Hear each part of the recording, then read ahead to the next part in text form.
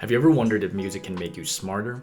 Listening to music is a universal human experience. It can make us happy, sad, angry, or inspired, but can it also make you smarter? Well, in fact, it's not just in our heads. So there is plenty of research suggesting that listening to music can have a number of cognitive benefits, including improved memory, attention, language skills, and problem-solving skills. These benefits may be due to the fact that music activates a wide range of brain regions, including those involved in learning, memory, and emotion. So in this video, I'll explore the science behind the link between music and learning, and I'll also explore how music can be used to improve learning in a variety of settings. Before I do that, please like this video as it helps to share to more people, and subscribe to this channel if you want to continue receiving nuggets of gold that'll help you boost brain and behavior. So, the Mozart effect. The Mozart effect is a theory that listening to music, specifically classical or instrumental sounds such as that of Mozart's music, could temporarily enhance spatial temporal reasoning abilities, particularly in tasks involved in problem solving. The theory itself gained widespread attention in the early 1990s, where researchers Francis Rauscher, Gordon Shaw, and Catherine Kai provided participants standard tests on abstract spatial reasoning after getting them to experience 3 listening conditions for a short period. They made participants listen to a piano sonata piece by Mozart, then listen to verbal relaxation instructions, and then there was a group that listened to nothing at all. The study, published in Nature in 1993, reported a short-term boost in spatial temporal performance for those who had listened to Mozart's sonata. The effects, however, were not long-lasting, but observed to only last about 15 minutes. While there have been follow-up books and articles centered around this widely popular study, the study itself has gone through its share of criticism. The study was done using a sonata by Mozart, and the idea that Mozart's music is uniquely effective has been challenged.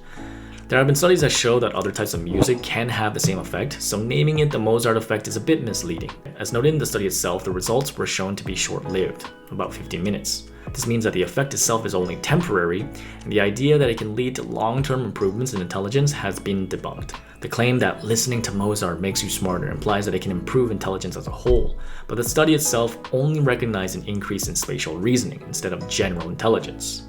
Overall, the idea that music can have benefits on your brain is for sure, but the idea that Mozart's music, or classical in general, is still up for debate, with no real definitive results. But what about other types of music? In the past several years, lo-fi music has gained immense popularity as a background soundtrack for concentration and productivity. This is particularly true with students and professionals, as evident from the explosion of lo-fi channels on YouTube, particularly things like Lo-Fi Girl, which garners millions of subscribers. Now, while there is conflicting evidence on music helping concentration, there are definitely factors that contribute to whether it can really improve focus. Music that isn't trying to grab your attention but is subtle in the background can help keep your attention on the task at hand. Video game music, for example, is set to play this very role, being best for concentration.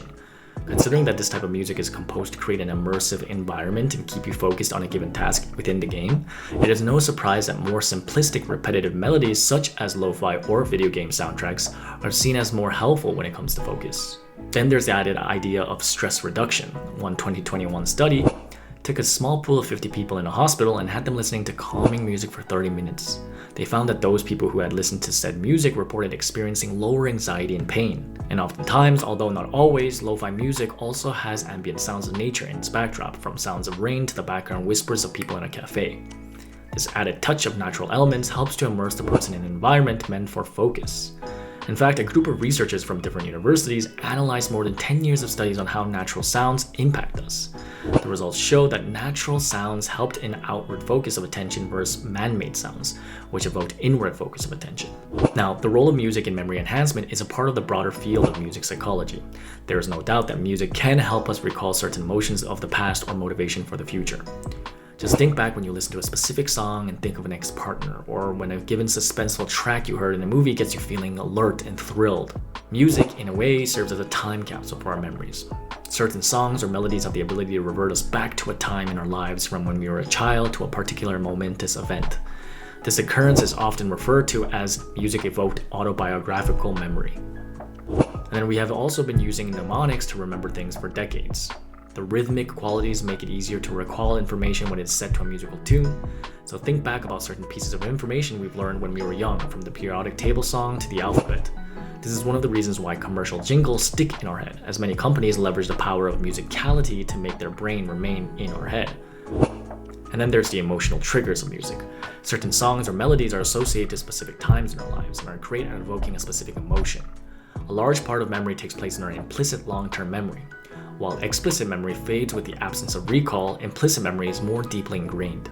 This occurs from classical conditioning when an event is connected to a song, even if that song is in the background. And as we know, words and actions may be forgotten, but emotions are eternal. As Maya Angelou once stated, "I've learned that people forget what you said, people will forget what you did, but people will never forget how you made them feel." And this can be applied to music as well. And so this can be applied to the effects of music. Now, there is no doubt that music has a profound effect on our emotions. So with that, there must be something going on in our brain, right? So tapping into the limbic system, this emotional response is closely linked to the limbic system in the brain, including regions like the amygdala, hippocampus, and structures that play a key role in processing emotion and memory. And then there are studies that show that music can in fact stimulate the release of dopamine, a neurotransmitter associated with pleasure and reward. Since dopamine plays a vital role in our brain's reward system, when we are listening to pleasurable music, the release of dopamine can thus lead to joy and happiness, making us feel happier and better.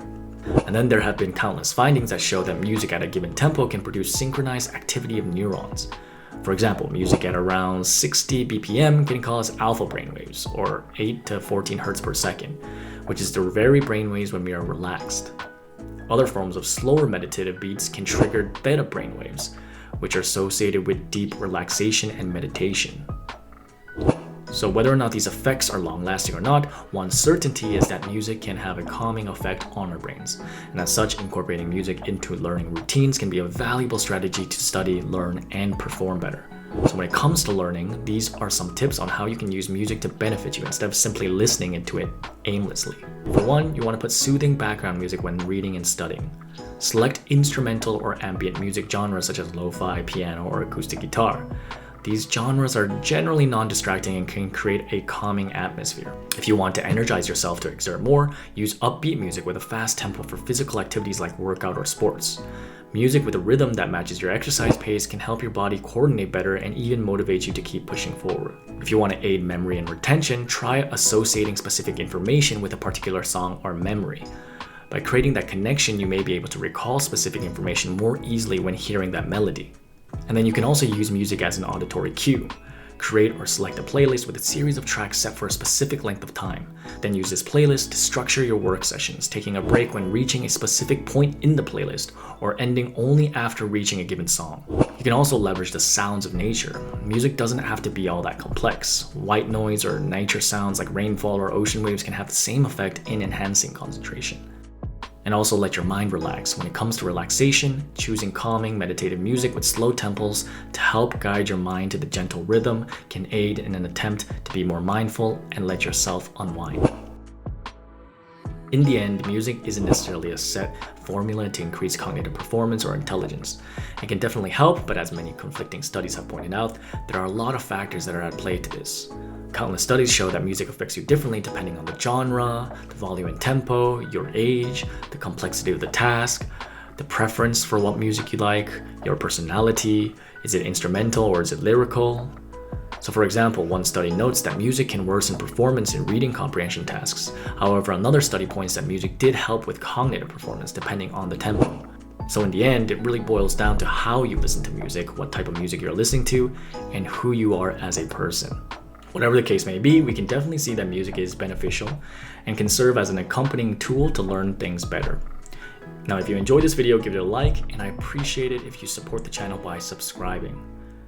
And check out the next video on neuroplasticity of our brain to learn more about how experiences can shape how our brain forms.